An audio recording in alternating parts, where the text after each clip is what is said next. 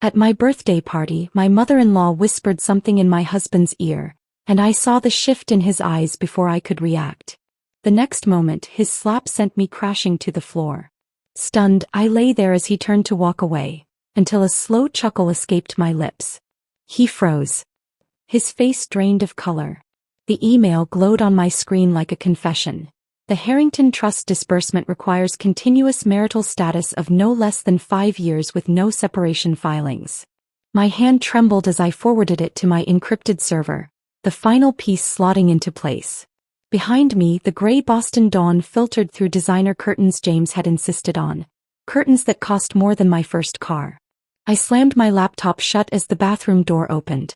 Steam billowed out as James emerged, towel wrapped around his waist, his body still magnificent at 37. His eyes, however, held that increasingly vacant look I'd been documenting for months. "Happy birthday, Elise," he said, the words rehearsed hollow. He bent to kiss my cheek, his lips cool despite the hot shower. "Mother's excited about tonight. Before we begin, I want to take a moment to thank each of you for being part of this incredible journey. If you're enjoying these stories of empowerment, consider subscribing. It's completely free and helps us build this amazing community. Let's dive in."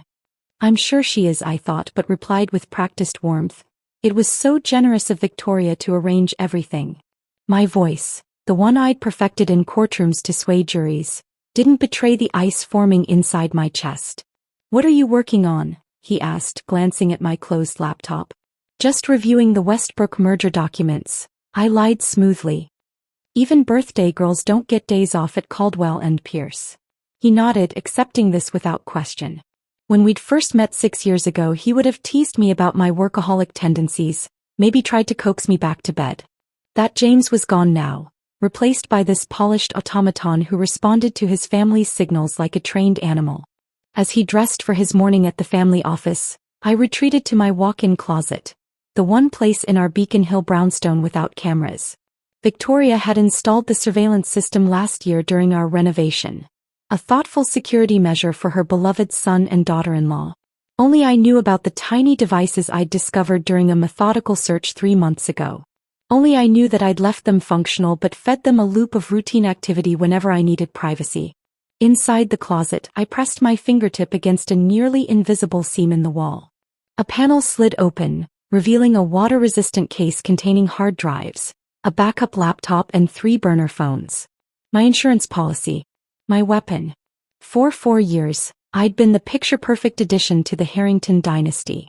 Harvard law graduate, rising star at Boston's most prestigious corporate law firm, charitable foundation board member, and devoted wife to James Harrington, heir to one of New England's oldest fortunes. The society pages loved us. Victoria paraded me at every function like a prize thoroughbred. No one suspected that behind my carefully applied makeup and designer clothes, I was building a case that would bring the Harrington empire crashing down. It started with discrepancies I noticed while helping James review some family business documents. Numbers that didn't add up. Subsidiaries in countries with questionable banking laws. Then came the strange meetings James would return from with altered behavior. More withdrawn, less decisive. The way Victoria would whisper things in his ear at family gatherings that would change his demeanor instantly. I'd spent 3 years defending corporations against fraud allegations. I knew what financial manipulation looked like. I knew what psychological control looked like too.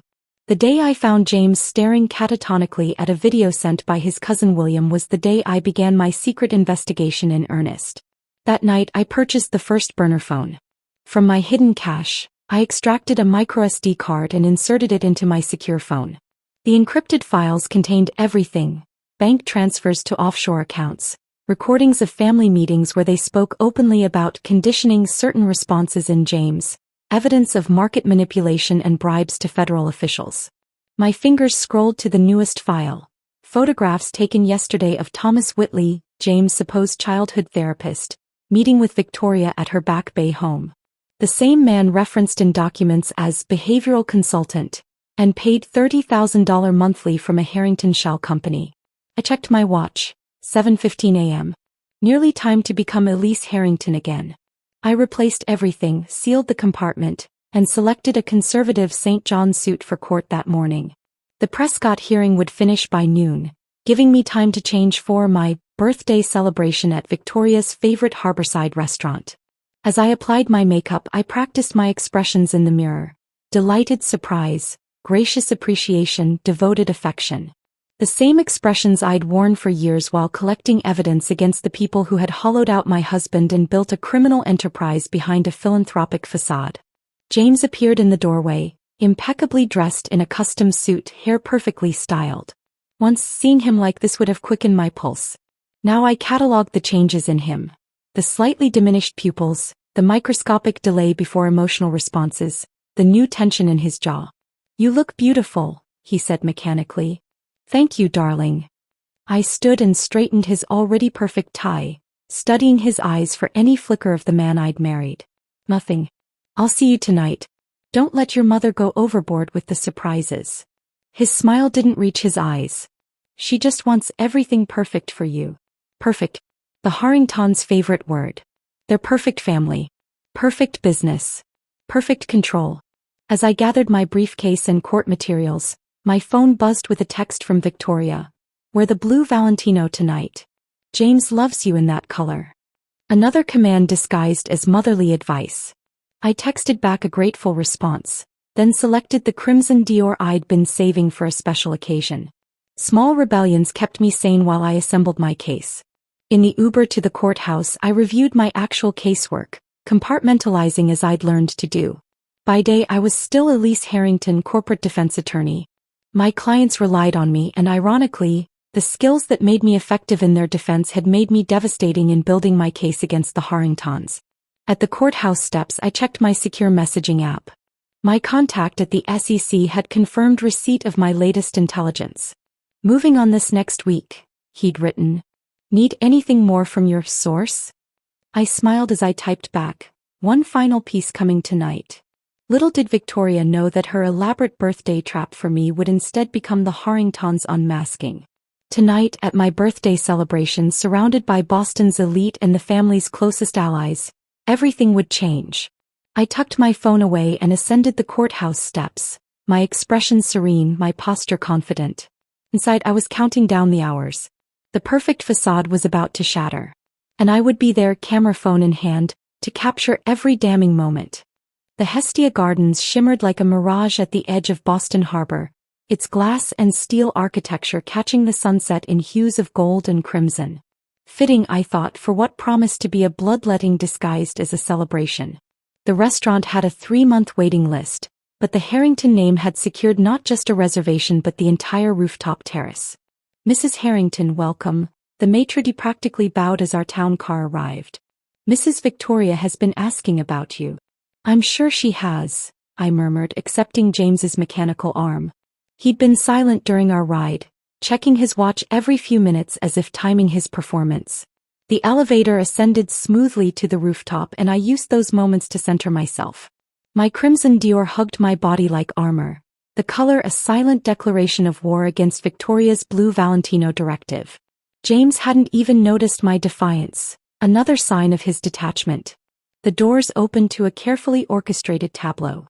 Crystal chandeliers suspended from invisible wires created the illusion of stars floating above the harbor view.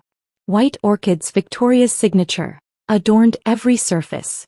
And positioned strategically throughout the space were approximately 50 guests, all smiling with the practiced warmth of predators. "Happy birthday." The collective greeting washed over me as artificial as the orchid's perfume. Victoria glided forward, resplendent in midnight blue Chanel, her silver bob gleaming under the chandeliers. At 62 she remained striking, the grande dame of Boston society, whose ruthlessness was exceeded only by her skill at concealing it. "Darling Elise," she embraced me, her Hermes perfume enveloping me like chloroform. Her lips brushed my cheek as she whispered, "Blue would have complemented James better for the photographs." "I wanted to surprise everyone," I replied, matching her steel-lined warmth. "Even on my birthday." Her eyes flashed, the first authentic response I'd seen from her in months. She recovered instantly, linking her arm through mine to parade me through my celebration. "Everyone important is here," she announced, leading me past Boston's elite. The police commissioner, 2 state senators, a federal judge, 3 university presidents. I noted each face, mentally checking them against my files of Harrington connections. Not one of my law partners was present. Not my closest friend from Harvard. Not my mentor from my first firm. The guest list had been sanitized of anyone with genuine connection to me. Anyone who might notice if something were to happen to the real Elise beneath the Harrington veneer. Champagne birthday girl? William Harrington, James's cousin and the family's legal fixer, appeared at my elbow with 2 flutes. Thank you, Will. I accepted, not drinking. Lovely to see you here. Wouldn't miss it, he replied, his Harvard-educated drawl stretched thin over something urgent. His eyes darted to the entrance, where I noticed a silver-haired man in an impeccably tailored charcoal suit being escorted in. Excuse me a moment.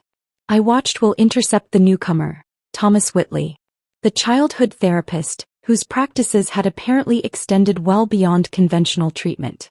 The man who received monthly payments categorized as behavioral maintenance in the Harringtons' private ledgers. A server with canapés provided perfect cover to drift closer to their conversation. Timeline requires acceleration, Will was saying, his back to the party. The trustees won't extend again. Pushing the protocol risks instability, Whitley replied, his clinical tone unmistakable even in hushed conversation. The conditioning requires. We don't have that luxury anymore, Will cut in. The contractual obligations are clear.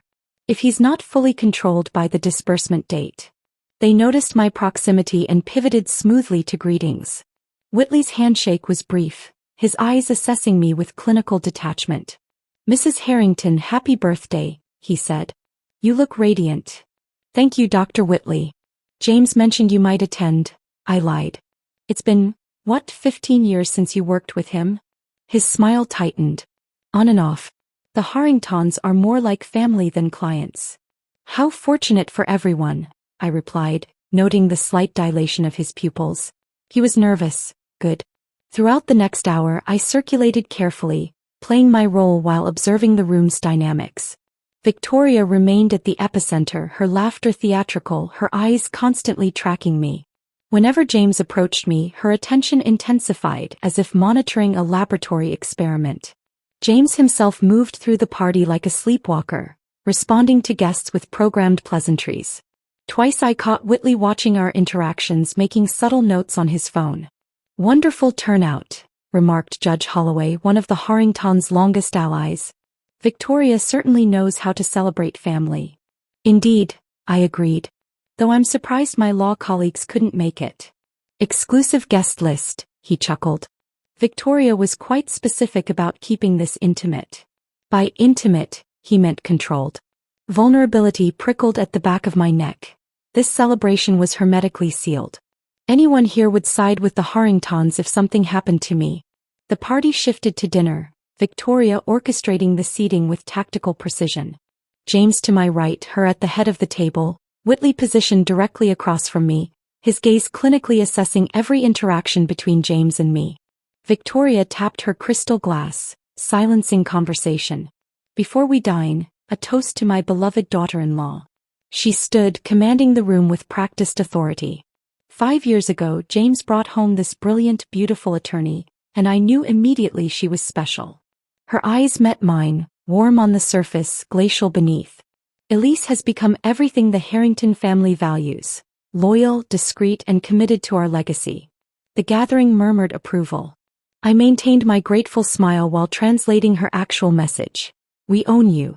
To Elise, Victoria raised her glass. May this 35th year be transformative. The word hung in the air like a promise, or a threat. As servers presented the first course, Victoria glided behind my chair, resting manicured hands on my shoulders. To onlookers, a maternal gesture. I felt the predatory pressure of her grip. Such a perfect evening, she murmured, her voice carrying just to my ears. And after dinner, a very special announcement about the family's future. Her fingers tightened almost imperceptibly on my shoulder before she moved away, leaving behind the lingering scent of her perfume and the distinct impression of a trap about to spring. I glanced at James, finding his eyes fixed on his water glass, fingers tapping a rhythmic pattern I'd documented in my notes, a behavior that always followed Victoria's private conversations with him. Whatever they had planned for tonight was accelerating. The gift presentation would come after the main course, Victoria's chosen moment for whatever announcement she had orchestrated. I touched the slim phone in my clutch, confirming it was ready to record. The federal agents I'd been working with were on standby, waiting for my signal. The first course arrived, oysters arranged in a perfect circle. Victoria beamed at me from the head of the table, raising her glass in another silent toast. I smiled back, lifting my untouched champagne. Let the games begin. The main course plates were cleared away, leaving behind an expectant hush. Victoria nodded to the waitstaff, who began arranging an elaborate display of wrapped gifts on a marble-top table wheeled to the center of the terrace. All part of the spectacle. Gifts I suspected were as empty as the smiles surrounding me. Before dessert, Victoria announced, commanding the room with practiced ease, we must honor our birthday girl properly. The guests arranged themselves in a perfect semicircle, smartphones appearing in manicured hands. In prior years, I might have felt uncomfortable being the center of attention. Tonight I welcomed every camera. James guided me to the gift table with a hand pressed firmly against the small of my back. His touch, once warm and reassuring, now felt mechanical, a practice gesture rather than an intimate connection. Start with this one, Victoria instructed, handing me a small box wrapped in signature Tiffany blue. A collective murmur of appreciation rippled through the gathering. I accepted it with a practiced smile, unwrapping it deliberately. Inside, nestled on white satin, lay a platinum bracelet studded with diamonds, a beautiful handcuff. It's lovely, I said, holding it up for the requisite photographs. James, help your wife put it on, Victoria directed. As he fastened it around my wrist, I felt the weight of it, another link in their chain. The performance continued through several more gifts, all expensive, all selected to reinforce my position as a Harrington possession rather than an individual. A designer handbag. A weekend at their Martha's Vineyard estate. A donation in my name to the Harrington Foundation. And now, Victoria's voice softened dramatically, for our special announcement. She glided forward, her movement so precisely timed it might have been choreographed. The scent of her Hermès perfume arrived a moment before she did, wrapping around me like an invisible constrictor. The room stilled, all eyes focused on our tableau, Victoria, James and me, arranged like figures on a chessboard. Her hand rested on James's shoulder, fingers digging in slightly at precise pressure points I'd documented in my research on physical triggers. Elise has been such a treasure to our family, Victoria began, her voice honeyed with false warmth. Devoted, supportive, the perfect partner for James during these 5 critical years of his career. 5 years. The exact duration specified in the trust disbursement conditions. Victoria's eyes gleamed as she leaned closer to James, her lips nearly touching his ear. I activated the recording function on my phone with a discreet movement. Remember your duty, she whispered, though in the hushed room the words carried. Protect what's ours. I watched it happen in slow motion. James's pupils constricted to pinpoints. His jaw slackened momentarily before tightening into a rigid line. The slight tremor in his left hand stilled completely. Then came the words, delivered in a flat tone I'd never heard from him before. You've betrayed us. The room held its collective breath. Victoria stepped back, satisfaction glinting in her eyes as she watched her creation perform. What do you mean, James? I asked, my voice steady despite the electric anticipation coursing through me. We know about the investigation, he continued, each word measured, programmed. About the files. The contacts with the SEC. Gasps rippled through the gathering. Exactly as I'd anticipated, Victoria wanted witnesses to my alleged betrayal, creating a narrative before the federal case could break. What I hadn't fully anticipated was what came next. James's arm moved with shocking speed.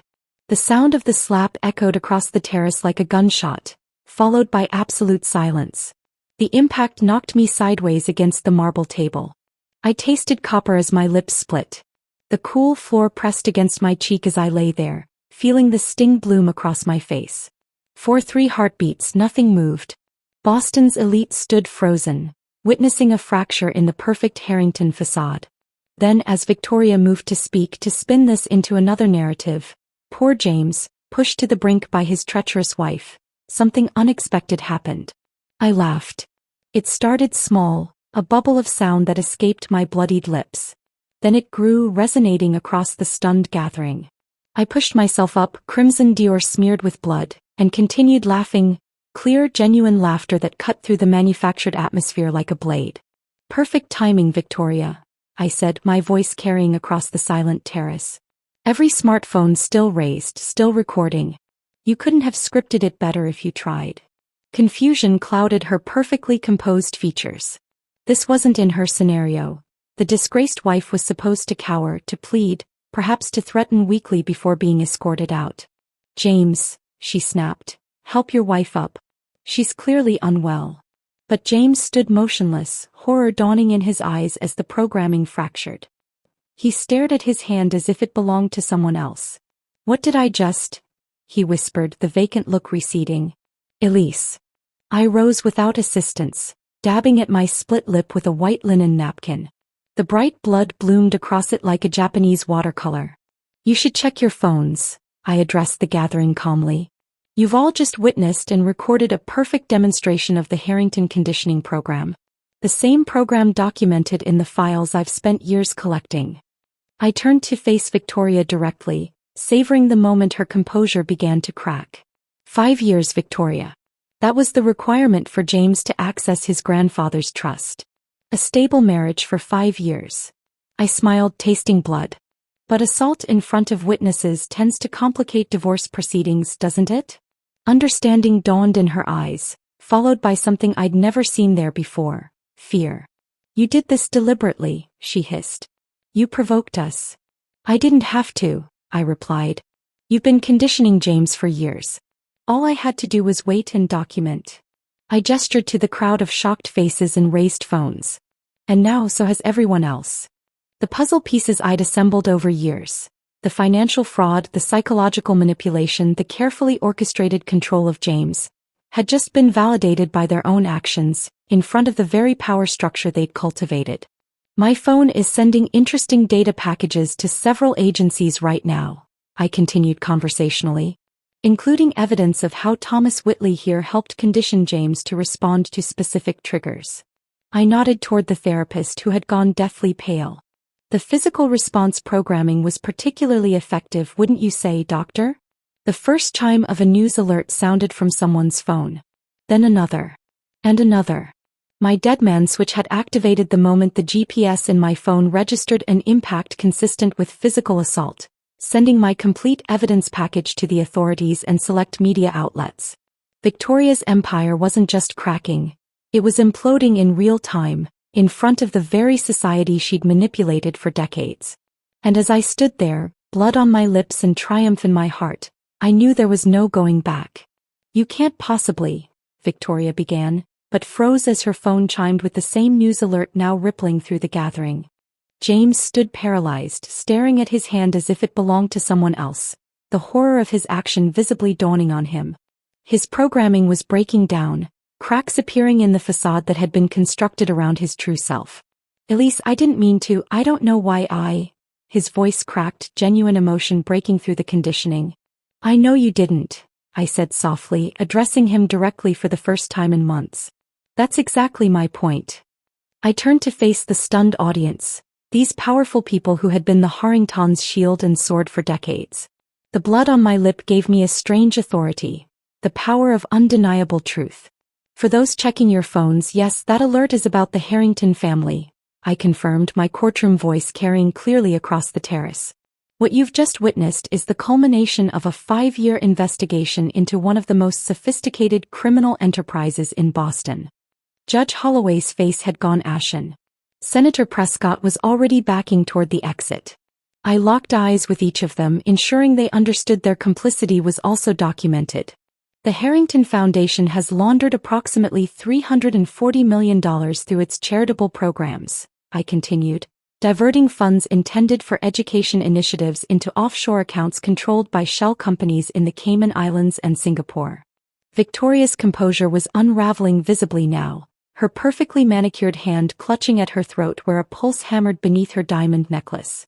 "You have no proof," she hissed, but her eyes darted to Thomas Whitley, who had begun inching toward the exit. "Dr. Whitley, perhaps you'd care to explain to everyone the meaning of Project Sentinel? I called out, stopping him in his tracks. The behavioral modification program you've been implementing on James since he was 12 years old, designed to ensure complete compliance with family directives? Whitley froze, his clinical detachment vanishing as 50 pairs of eyes turned to him. That's privileged therapeutic information, he stammered, clinging to professional jargon as a shield. Therapeutic? I echoed, raising an eyebrow. Is that what you call conditioning a child to respond to specific physical and verbal triggers? Programming responses that override his conscious will. I gestured to James, who had sunk into a chair, his face buried in his hands. Would you like to explain the monthly payments of $30,000 categorized as behavioral maintenance in the Harringtons' private ledgers? I turned back to the gathering, using every skill I'd honed in the courtroom to hold their attention. My evidence package, which has now been received by the SEC, FBI, and the Boston Globe, contains over 2,000 documents detailing financial fraud, tax evasion, market manipulation, and, most disturbingly, the psychological abuse of James Harrington to maintain control of the family fortune. William Harrington stepped forward, adopting his most authoritative legal tone. These are wild accusations from a disgruntled wife. If there were any truth to them. The Westlake acquisition, I interrupted, naming a deal that had made headlines the previous year. Insider trading based on information obtained through blackmail of a Securities and Exchange Commission official. The documents include the original communications, the payments made to shell companies, and the exact trading patterns that followed. William's confident expression faltered as I named the specific transaction. I continued relentlessly. The charitable donation to Boston Children's Hospital last year, lauded in every newspaper, 87% of those funds were redirected through 3 separate foundations before landing in an account controlled by Victoria Harrington in Zurich. I met Victoria's gaze directly. Account number 8904-7721-3344-0012, opened under the name Helen Marsden, your mother's maiden name. The specificity of the details silenced any further objections.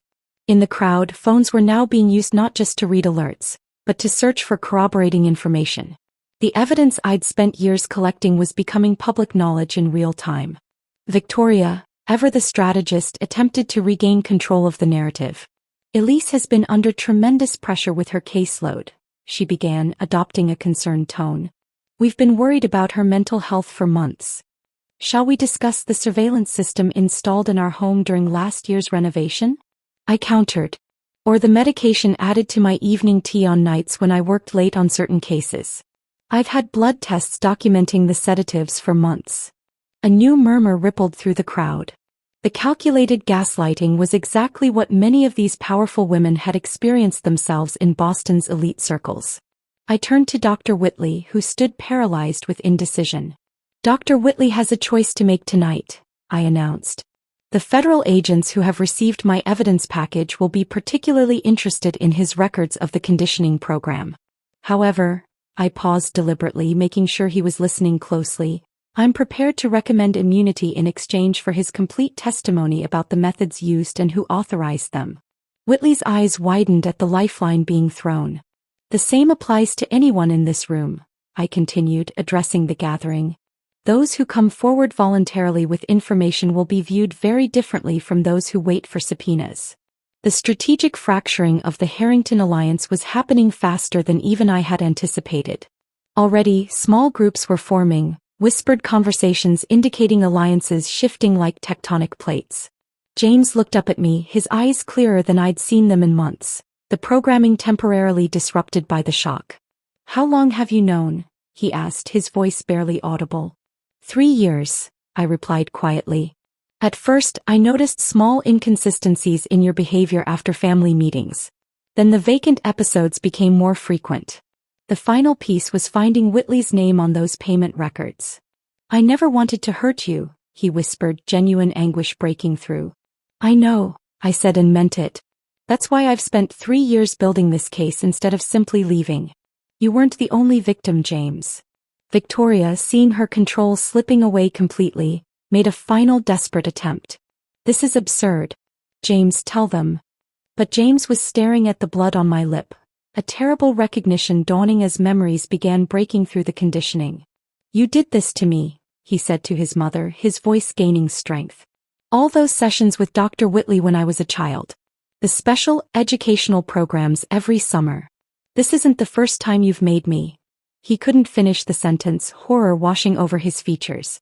The elevator doors opened, revealing two men in suits who surveyed the scene with professional detachment. "Perfect timing," I noted, recognizing my contacts from the FBI. "Gentlemen, I believe several people here are eager to make statements." The evidence I'd gathered was no longer just files on secured servers. It was unfolding in human drama across the rooftop terrace, as decades of manipulation, fraud, and control began to unravel thread by thread. And at the center stood Victoria, her empire crumbling, her mask of perfection finally, irrevocably shattered. The FBI agents moved with practiced efficiency, securing the exits while introducing themselves to the increasingly agitated crowd. One of them, Agent Rivera, whom I'd been feeding information to for months, gave me a nearly imperceptible nod as he approached Victoria. "Mrs. Harrington, we have a warrant to seize all electronic devices and documents in your possession," he stated, his tone professionally neutral as he presented the paperwork. Victoria's hand trembled as she took the document, her eyes scanning it with the desperate intensity of someone searching for an escape clause. Finding none, she turned to William, who had already begun backing away from her, the family's legal fixer already calculating his own exit strategy.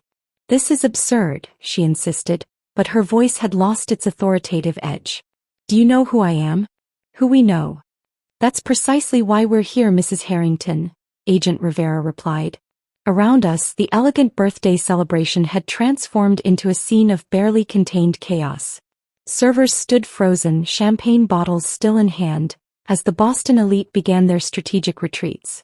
Judge Holloway was already speaking urgently into his phone. Senator Prescott's wife was tugging at his sleeve, distancing themselves from the Harrington nucleus. Phones continued buzzing with increasing urgency. I caught glimpses of headlines flashing across screens. Breaking: Harrington family under federal investigation. Boston's elite philanthropic family accused of massive fraud. Psychological manipulation allegations rock Harrington empire. The Boston Globe had moved faster than I'd anticipated, already publishing the first wave of revelations from my evidence package. Social media would be exploding within minutes. The carefully constructed Harrington mystique was unraveling in real time. Victoria made one last desperate attempt to maintain control, raising her voice to address the scattering guests. "This is all a terrible misunderstanding.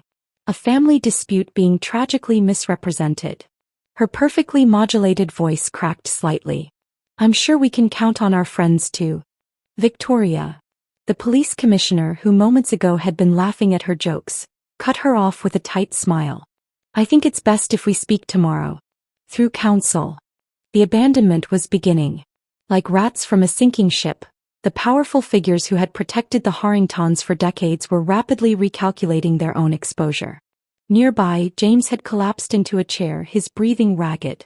The psychological walls constructed around his authentic self were crumbling, leaving him exposed to a flood of emerging memories and realizations. "The summers at the lake house," he muttered, eyes unfocused. "The special lessons with Dr. Whitley. The headaches whenever I questioned family decisions." I approached him cautiously, unsure of how stable he was in this transitional state. Despite everything, despite the sting of his slap still fresh on my face, I felt a complex mixture of vindication and concern. He had been both my tormentor and fellow victim. "James," I said softly, kneeling beside him but maintaining a safe distance. "The conditioning is breaking down. It's going to be disorienting." His eyes found mine, clearer than I'd seen them in years. "I hurt you," he whispered, horror washing over his face as he reached toward my split lip, stopping short of touching me. "I would never, but I did. I remember being told. You were programmed to respond to specific triggers," I explained, my voice steady. Victoria's whispered command activated a response that wasn't truly yours. Across the room, Thomas Whitley was already deep in conversation with the second FBI agent, his clinical detachment replaced by nervous self-preservation. I caught phrases like "following instructions" and "didn't know the full extent." How much do you remember about the conditioning? I asked James. He pressed his palms against his temples. Fragments. Sessions in the study at the lake house. Words repeated while I was under medication. Punishments when I resisted. His voice broke. They've been doing this to me since I was 12. My own family. My own mother. The realization seemed to physically pain him, his body curling forward as if wounded. Here was the real James emerging from beneath layers of programming, vulnerable, horrified, genuine. Victoria, seeing our conversation, attempted to intervene despite the FBI agent beside her. James, darling, don't listen to her, she called, desperation making her voice shrill. She's turned you against your family. After everything we've done for you. After everything you've done to him, I corrected, rising to face her. The evidence includes video recordings of conditioning sessions, Victoria. Sessions where you personally instructed Dr. Whitley on which behaviors to suppress in your son. Victoria's face contorted, her carefully maintained facade finally shattering completely. He needed guidance, structure. The Harrington legacy had to be protected from his weakness. The naked truth of her perspective silenced the room. Even the FBI agents paused, witnessing the mask slip to reveal the monstrous priorities beneath. James stood shakily, years of programming warring with emerging clarity. My weakness was wanting my own life, he said, each word strengthening him. Wanting to study literature instead of finance. Wanting to marry for love instead of strategic advantage. His eyes found mine. Was any of it real between us? Or was I just following another script? The question pierced me. Despite everything I'd uncovered, despite my justified anger, I couldn't bring myself to twist the knife further. The beginning was real, I answered honestly. Before they intensified the conditioning. That's why I stayed. I saw glimpses of who you really were. Enough to know you were as much a victim as anyone they'd harmed. Outside, police lights now illuminated the night, reflecting off the harbor waters. More federal agents were arriving, along with evidence response teams. The Harrington Empire's collapse was accelerating by the minute. Victoria was being formally read her rights, her posture still regal despite everything crumbling around her.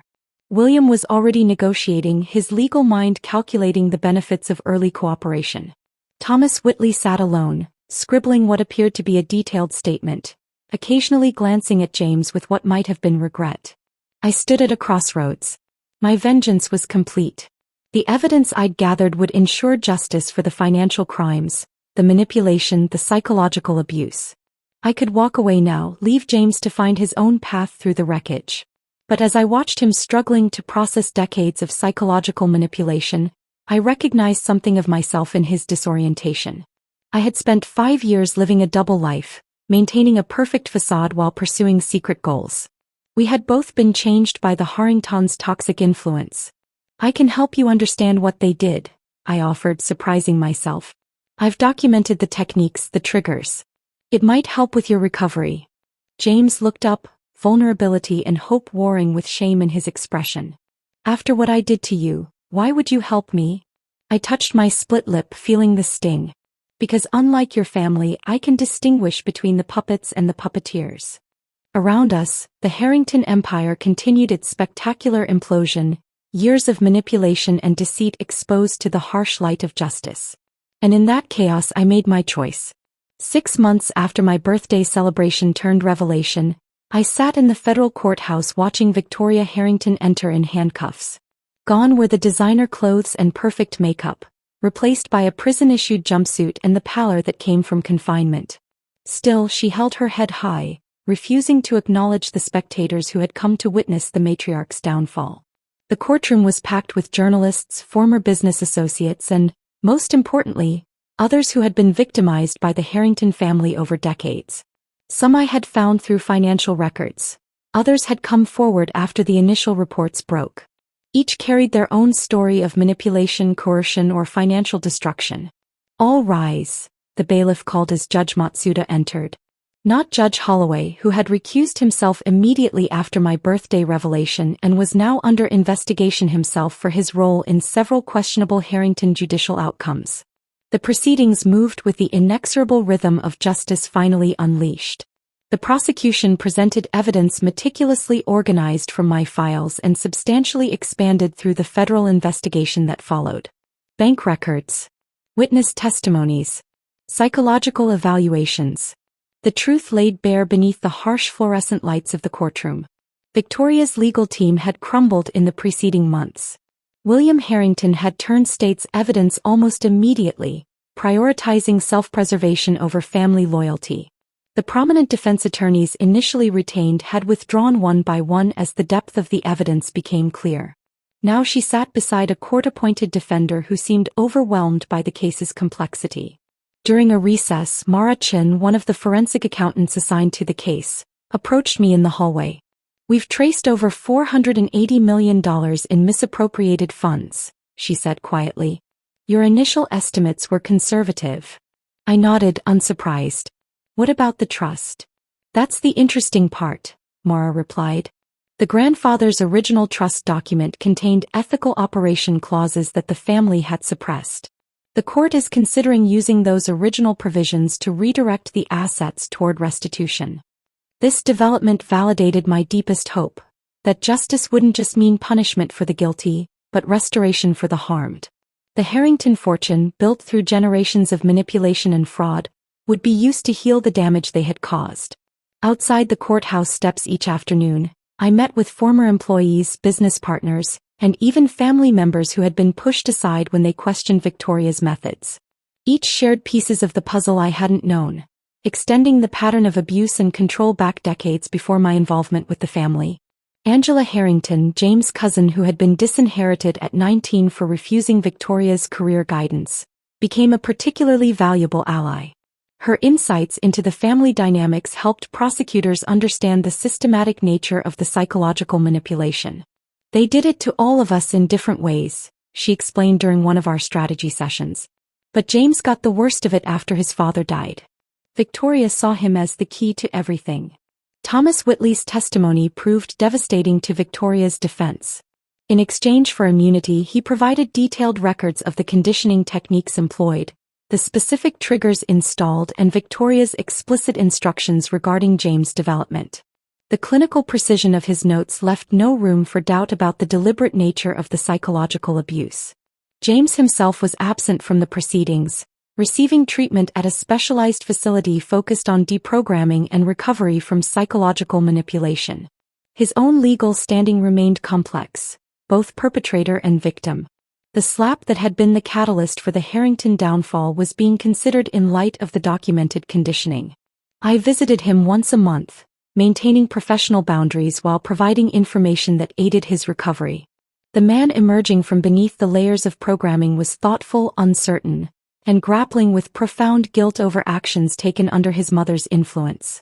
"I don't know who I am without their directives," he confessed during one visit, sitting in the facility's garden, the first hints of spring emerging around us. "Even my preferences, foods, clothes, opinions, I'm questioning everything." "That's actually progress," I told him. "The authentic self asks questions. The programmed self follows instructions."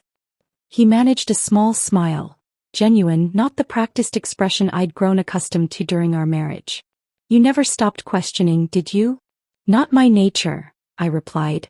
"Maybe that's why the conditioning didn't work on me." What remained unspoken between us was the future of our relationship. The marriage had been built on false premises, manipulated from the start by Victoria's machinations. Yet something authentic had existed briefly before the deeper programming took hold. Whether that could ever be recovered, or whether it should be, remained an open question neither of us was ready to answer. My own life had transformed completely. I had resigned from Caldwell and Pierce, unable to return to defending corporations after seeing how power could corrupt even the most prestigious institutions. Instead, I established the Cognitive Liberty Legal Foundation, focusing on cases involving psychological manipulation, coercive control, and financial exploitation. Our first clients were former Harrington employees who had been subjected to NDAs and coercive contracts. Within 3 months, we expanded to represent victims of other powerful families and corporations using similar tactics of psychological control. "You've essentially created a new practice area," remarked my former mentor when we met for coffee. "Psychological freedom as a legal right." The foundation's work soon extended beyond legal representation. We developed educational programs for law enforcement, judges, and therapists to recognize signs of psychological manipulation. I partnered with cognitive liberty advocates to push for legislative changes strengthening protections against coercive control. On the day Victoria Harrington was sentenced to 28 years in federal prison for fraud, racketeering, and conspiracy, I sat in the back of the courtroom rather than the front. Her empire had fallen. Justice had been served. My focus had already shifted to the next case, the next victim needing advocacy. As the courtroom emptied, James approached me, his first appearance at the proceedings. He looked different, thinner with casual clothes instead of bespoke suits, and eyes that held both sadness and clarity. "The trustees approved the restitution plan," he said without preamble. "Everyone they harmed will receive compensation, including you." "I didn't do this for money," I replied. "I know." He hesitated. "That's why I asked them to direct my personal share to your foundation instead. It seems fitting that what they intended to control me with should be used to free others." The gesture represented something profound. An act of autonomous choice, perhaps the first truly independent decision he had made in decades. "Thank you," I said simply. We stood there briefly, two people forever changed by the same corrupting influence, now finding our separate paths toward redemption. "Your foundation's work," he started, then paused. "I'd like to help when I'm further along in recovery. My experience might be useful to others." "It might," I agreed. As we parted ways outside the courthouse, neither making promises about the future, I realized that the Harrington saga had never been just about exposing corruption or seeking personal vengeance. It had become something far more meaningful. A reclamation of authentic selfhood from those who would program human beings like software. The path ahead would be challenging, with more powerful families and institutions to confront. But with each case, each client, each small victory, I was building something that Victoria Harrington, with all her wealth and influence, had never possessed. A legacy of liberation rather than control. That, perhaps, was the most perfect form of justice.